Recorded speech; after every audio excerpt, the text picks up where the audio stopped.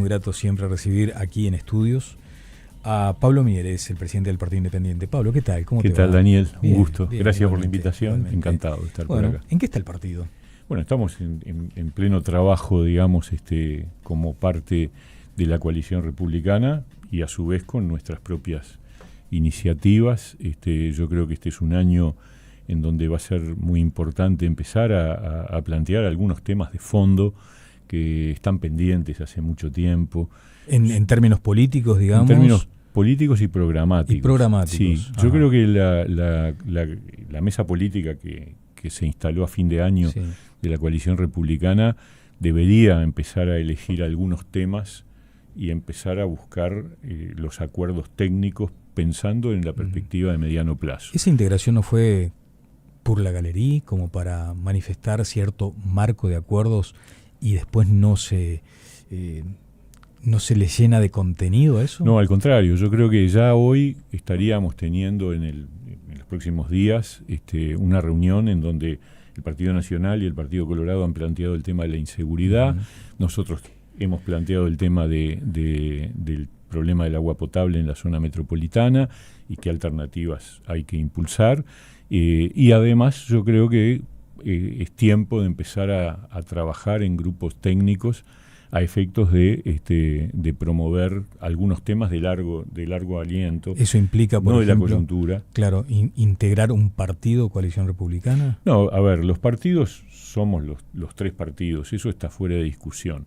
Lo que puede ser una discusión que yo creo que hay que abordar, pero no ahora, sino más adelante, es cuál es el formato electoral.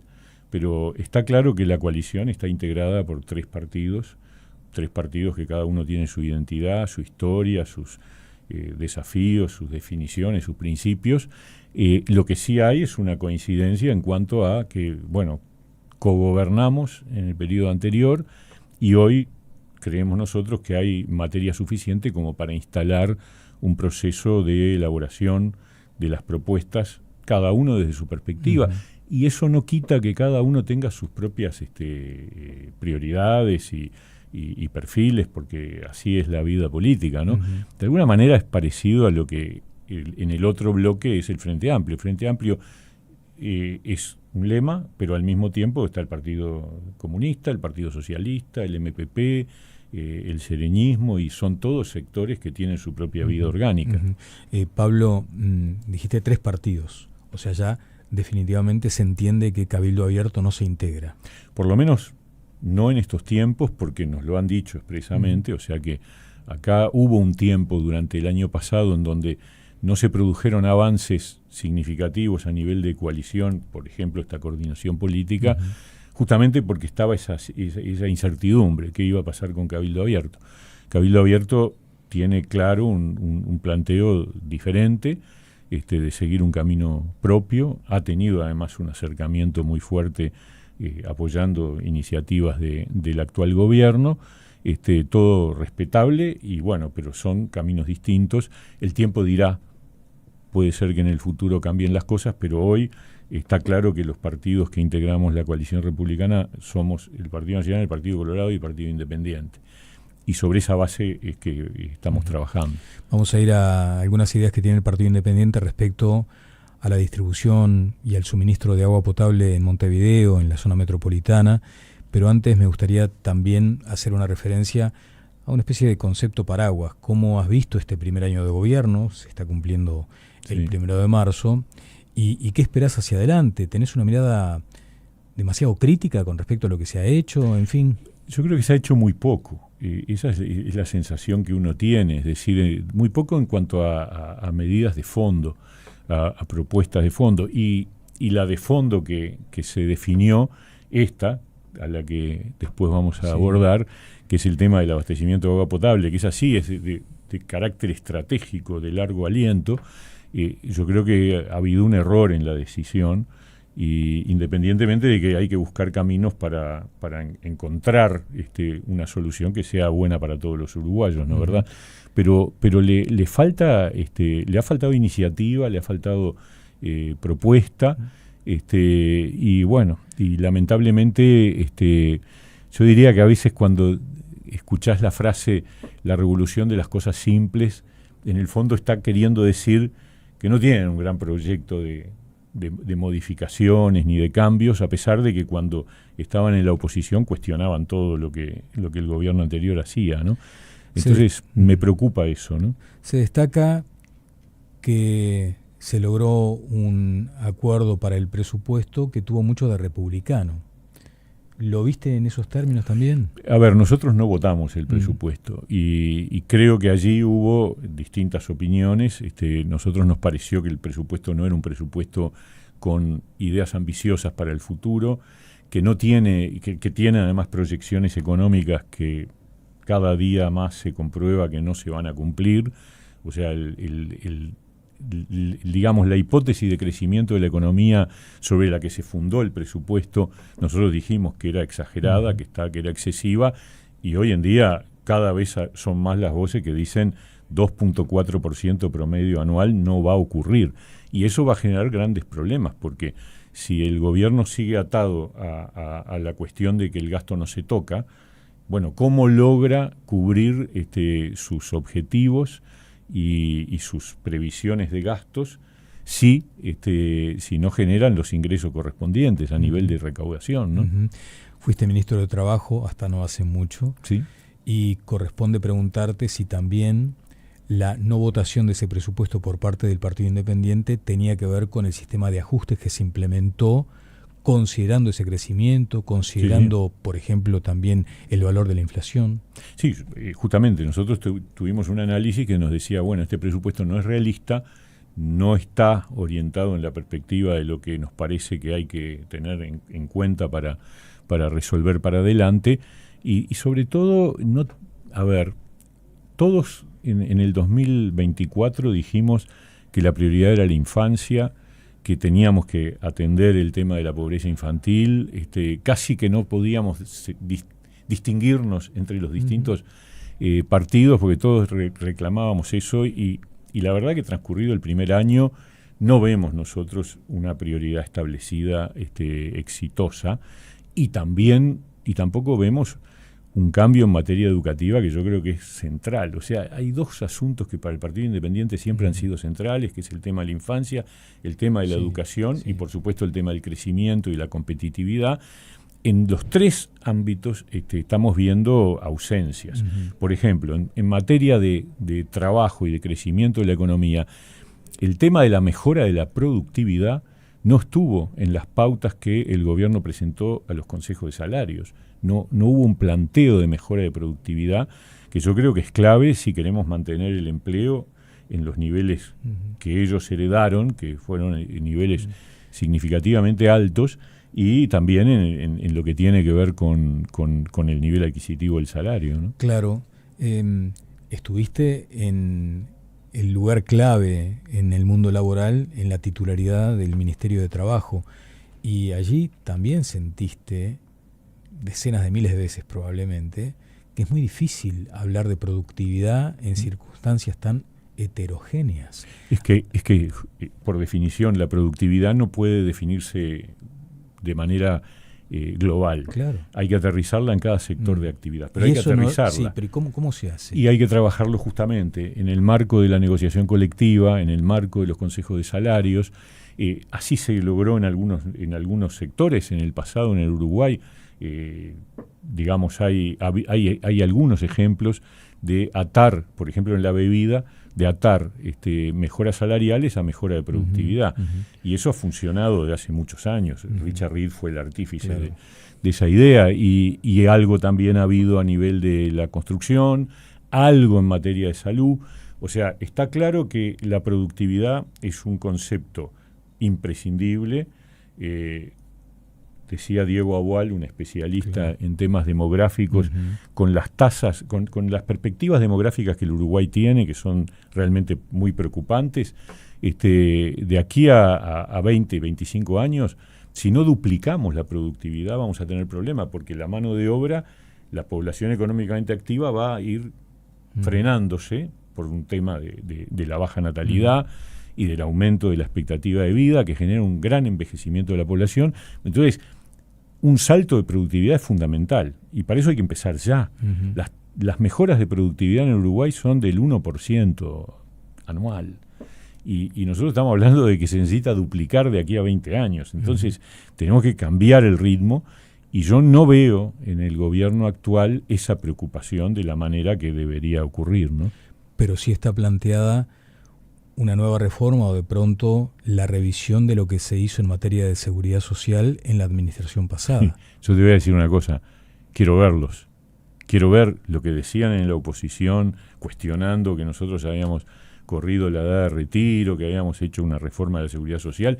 Los quiero ver sosteniendo lo contrario, porque no me imagino, si hay mínimo de sensatez, que haya una revisión sobre lo que se hizo en el 2023, que ellos votaron en contra, hicieron campaña en 2024 en contra, y todos los datos de la economía y de la demografía indican que si no hubiéramos hecho la reforma del 2023, el Uruguay tendría hoy una perspectiva mucho más preocupante todavía.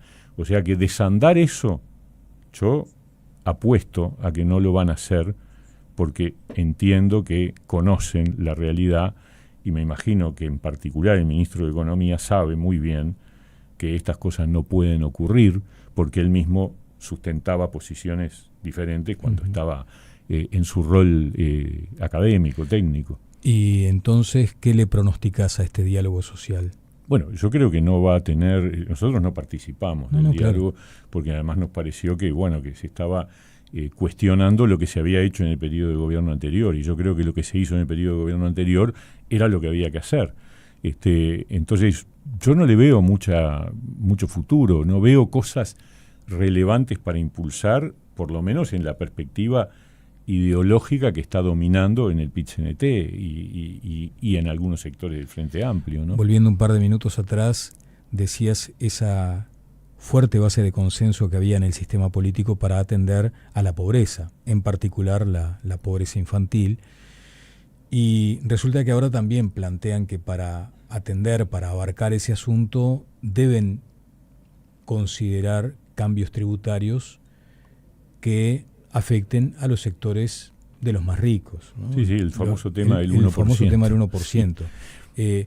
La presidenta en funciones, Carolina Cose, participó de este acto del Zunca, este acto celebratorio del Zunca, y allí dijo que es un tema que debe hablarse, que debe dialogarse. Uh-huh. La verdad que nosotros no estamos de acuerdo con ese impuesto.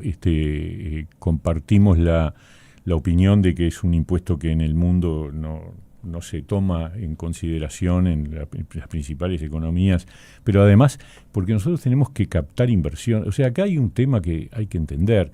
La mejora de competitividad, la mejora de productividad son las dos llaves para que el Uruguay logre un nivel de crecimiento importante. Y este tipo de señales lo que hace es espantar inversiones, espantar... ¿Vos estás convencido de eso, por ejemplo, Pablo? Sí. De que esta discusión puede ahuyentar a alguna empresa interesada en invertir. A ver, si es solo una discusión, ahora, si se avanza más allá de la discusión y se toma la decisión, yo creo que vamos a mandar una señal contradictoria con ese país previsible, estable, que le da garantías a los inversores, que yo creo que hemos construido entre todos durante muchos años y que es una de las llaves que nos permiten pensar en un futuro con crecimiento que es imprescindible para este país que está tan envejecido y que si no se sostiene, ¿no? También esto muy asociado a que en el presupuesto hubo señales, si se quiere, tímidas en función de ese objetivo de atender a la pobreza. Y es donde se dice, bueno, de algún lado hay que sacar recursos para considerar esto. Es verdad, nosotros hemos estudiado el tema, en la campaña electoral levantamos la idea de incluso de emitir bonos con destino directo a la infancia, y creo que esas cosas hay que discutirlas. Es más, el Partido Independiente va a volver a ponerlas arriba de la mesa, porque lo planteamos en la campaña electoral, que pasó un año y medio, ya tenemos que discutir a ver si por ahí no encontramos un camino que permita generar ingresos con destino definido, porque el problema con la pobreza infantil es que a la hora de la realidad pesa mucho más otros grupos de interés que el de los niños. Porque algunos decimos hace mucho tiempo, los niños no votan, entonces es un drama, pero la verdad es que cada vez tenemos menos niños y el porcentaje de niños en situación de pobreza es una gran preocupación proyectado para adelante, ¿no? ¿Verdad? Sí, estuvo Fernando primero me quedo con lo anterior. Gerardo Sotelo va a presentar entonces una iniciativa en este sentido. Y por lo menos vamos a avanzar en algo que en la campaña electoral propusimos y que yo creo que este es el año en donde ya transcurrida la discusión del presupuesto, entrarán temas de índole específico de cada partido y nosotros, sin perjuicio de las cosas que a nivel de coalición acordemos, también vamos a tener nuestras propias iniciativas y Gerardo será, por supuesto, el impulsor de ellas en el Parlamento. En el Parlamento, en diputados. Sabes, Pablo, que estuvo Fernando Filgueira hace algunos días aquí y él señalaba algo que, bueno, cuando uno lo escucha dice, uy, qué duro abordar esto, ¿no? Pero también planteaba eso, decir, bueno, pero históricamente las políticas están destinadas a la gente mayor, y la muy mayor, ¿no? Y allí hay jubilaciones también de privilegio, gente que gana muy bien en ese sector. Sin embargo, hay fortísimas inequidades en los niños. Sí. Y eso debe ser discutido de una vez por todas para tratar de darle cierta consistencia ante el reto demográfico. ¿Hay que ir por ahí? Yo creo que lo que responde a la seguridad social, nosotros hemos dado pasos en el periodo anterior que no eran fáciles, que en realidad deberían haberse hecho en el último periodo de gobierno del Frente. Yo me acuerdo de Danilo Astori diciendo hay que hacer una reforma de la seguridad social, la va a hacer el próximo gobierno, o sea, ellos estaban en el gobierno en ese momento, a nosotros nos tocó estar y no les escabullimos el bulto y probablemente haya tenido costos electorales, porque estas cosas no son gratis. Cuando vos tomás decisiones como extender la edad de retiro, cosas por el estilo, pero lo que uno cuando hace política tiene que pensar es en hacer las cosas que hay que hacer. Bueno, las hicimos. Entonces, el tema de seguridad social que tiene que ver con los más viejos está redefinido en lo que fueron las decisiones que se tomaron en el periodo 2024.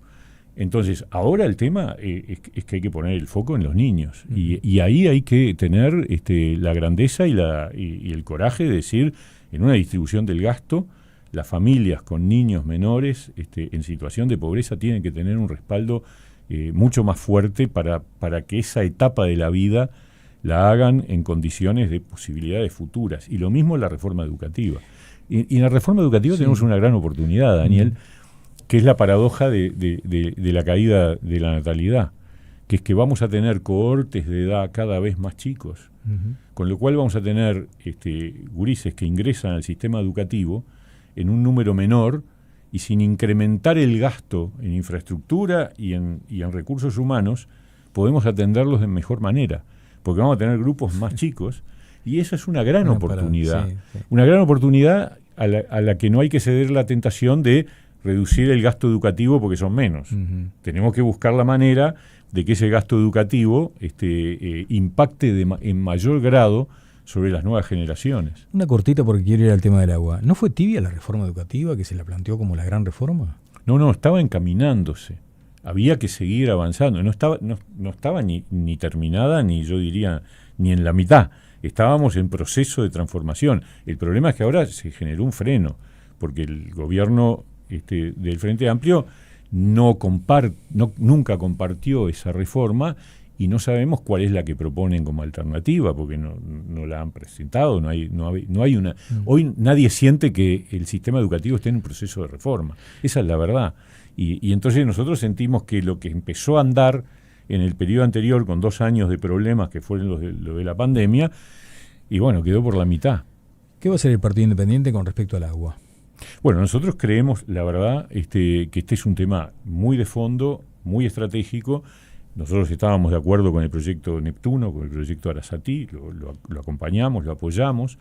Nos sorprendió realmente que el gobierno actual lo dejara sin efecto, quebrando una tradición. Yo, rápidamente una referencia. En el Uruguay hubo en varios momentos, voy a señalar 2. En el 2004, el gobierno de Jorge Valle estaba impulsando la primera papelera en el diálogo con Bosnia, con los finlandeses, que ahora es UPM, y el Frente Amplio estaba en contra, totalmente en contra. La campaña del 2004, hay que revisarla, Tabaré Vázquez levantó una bandera en contra de la inversión de las papeleras. Cuando asumió el gobierno, reconoció que era un camino que valía la pena continuar, y de alguna manera asumió que había compromisos del país para llevar adelante esa idea. Y no solo se impulsó Bosnia, después UPM 1, sino que en el segundo gobierno del Frente Amplio se impulsó Montes del Plata, la segunda papelera, en el tercer gobierno UPM 2. Y en ese contexto, y ahora viene el otro ejemplo, en ese contexto también se estableció el tren, el ferrocarril central. Y ahí quienes estábamos en la oposición teníamos muchas diferencias con esa idea. Pero cuando nos tocó gobernar, con algunos ajustes, seguimos para adelante. Y eso es lo bueno que tiene el Uruguay, esa capacidad de que los grandes proyectos se continúan. Por eso me parece un error que el gobierno actual haya discontinuado esa tradición y haya frenado un proyecto que resolvía el problema, que resuelve el problema del agua. Y entonces ahora estamos frente a una paradoja, que es que el gobierno actual dice, bueno, la planta potabilizadora que estaba prevista en el proyecto Neptuno la vamos a hacer, pero en aguas corrientes. Wow. Yo te diría, eso en realidad lo importante es que se haga, la planta potabilizadora. Nosotros pensábamos que había que hacerla en el lugar donde se sacaría el agua en el proyecto Neptuno, pero bueno, está bien. Ahora, lo que no se puede es aceptar que no haya una diversificación de fuentes. O sea, la cuenca del Santa Lucía está estresada, agotada, y la posibilidad de una represa en Casupá lo que hace es aumentar esa dependencia de una sola fuente, de un solo cauce, y además con graves daños ambientales y con un costo económico similar al que suponía el de hacer la toma del agua del Río de la Plata. Y te mencionan las consecuencias sociales también, ¿no? Exacto. Ahí hay una afectación al monte nativo, hay una afectación a muchos productores de la zona de Casupá que serían expropiados y perderían su empresa, su emprendimiento. ¿Y entonces qué? Y entonces hay que tomar agua del Río de la Plata. Eso para mí es algo que está en la tapa del libro, pero además no quieren hacerlo en Arasatí para no darnos el tanto ganado, lo que quieras. Hacelo en Juan Lacase.